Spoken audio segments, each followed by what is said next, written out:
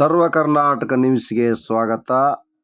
ನಮ್ಮ ಚಾನಲ್ಗೆ ಸಬ್ಸ್ಕ್ರೈಬ್ ಮಾಡಿ ಮತ್ತು ಲೈಕ್ ಮಾಡಿ.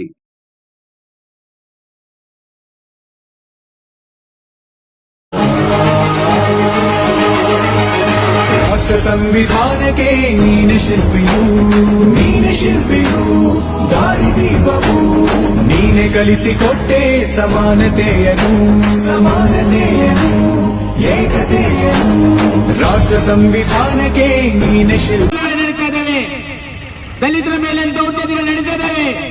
ಇದನ್ನ ಮಟ್ಟಾಕಬೇಕಾಗಿದ್ರೆ ಈ ಮನುಸ್ಮೃತಿ ನಾಶ ಆಗಬೇಕಾಗಿದೆ. ಇವತ್ತು ಸಂವಿಧಾನವನ್ನು ನಾವು ಎತ್ತಿರಬೇಕಾಗಿದೆ. ಈಗಾಗಲೇ RSS, ವಿಶ್ವ ಹಿಂದೂ ಪರಿಷತ್ತು, ಬಜರಂಗ ದಳ ಇವೆಲ್ಲವೂ ಕೂಡ 2025 ಕಾಯ್ತಾ ಇದ್ದಾವೆ. 2024ರಲ್ಲಿ ಮತ್ತೆ ಈ ದೇಶದಲ್ಲಿ ಬಿಜೆಪಿ ಅಧಿಕಾರಕ್ಕೆ ಬರುತ್ತೆ. 2025ರಲ್ಲಿ RSS ಸ್ಥಾಪನೆ ಆಗಿರುವಂತಹ ದಿನ ಈ ದೇಶವನ್ನ ಹಿಂದೂ ರಾಷ್ಟ್ರ ಮಾಡಬೇಕು ಅನ್ನುವಂಥ ಸಂಕಲ್ಪವನ್ನು ಅವರು ಕೊಟ್ಟಿದ್ದಾರೆ. ಆ ಸಂಕಲ್ಪವನ್ನು ನಾವು ಮುಡಿಬೇಕಾಗಿದ್ರೆ ಈ 2024ರ ಚುನಾವಣೆಯಲ್ಲಿ ಅವ್ರನ್ನ ಮೂಲೆ ಗುಂಪು ಮಾಡಬೇಕಾಗಿದೆ. ಅದನ್ನ ತಡೆಗಟ್ಟುವಂತ ಕೆಲಸ ನಿಮ್ಮೆಲ್ಲರ ಜವಾಬ್ದಾರಿ ಇದೆ.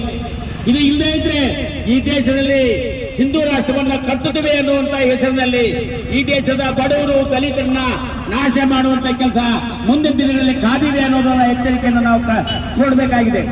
ಆದ್ರಿಂದ ಬಂಧುಗಳೇ, ಇವತ್ತೇನು ನಾವಿಲ್ಲೆಲ್ಲ ಸೇರಿದ್ದೀರಿ, ಏನ್ ಇವತ್ತು ಮನುಸ್ಮೃತಿ ಈ ದೇಶವನ್ನ ಇಬ್ಬಾಗ್ಲಿಂದ ಆಡಳಿತ ಮಾಡ್ತಾ ಇದೆ. ನಿಮಗೆಲ್ಲ ಗೊತ್ತಿದೆ, ಇದೇ ತಿಂಗಳು ರಾಮ ಜನ್ಮಭೂಮಿ ಏನು ಗಲಾಟೆ ಆಯ್ತು 1991ರಲ್ಲಿ 92ರಲ್ಲಿ.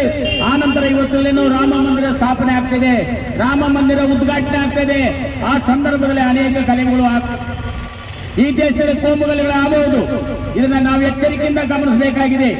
ಈ ದೇಶದ ಸ್ವಾತಂತ್ರ್ಯವನ್ನ, ಈ ದೇಶದ ಸಾರ್ವಭೌಮತೆಯನ್ನ, ಈ ದೇಶದ ಘನತೆಯನ್ನ, ಈ ದೇಶದ ಸಂವಿಧಾನವನ್ನ ರಕ್ಷಣೆ ಮಾಡಬೇಕಾದ್ದು ನಮ್ಮೆಲ್ಲರ ಕರ್ತವ್ಯ ಇದೆ. ಅದಕ್ಕೋಸ್ಕರ ನಾವು ಪಣ ತೊಡೋದ ಹಿನ್ನೆಲೆಯೊಳಗೆ ಇವತ್ತೇನು ಮನುಸ್ಮೃತಿಯನ್ನ ನಾವು ಸಾಂಕೇತಿಕವಾಗಿ ಸುಡ್ತಾ ಇದ್ದೀವಿ.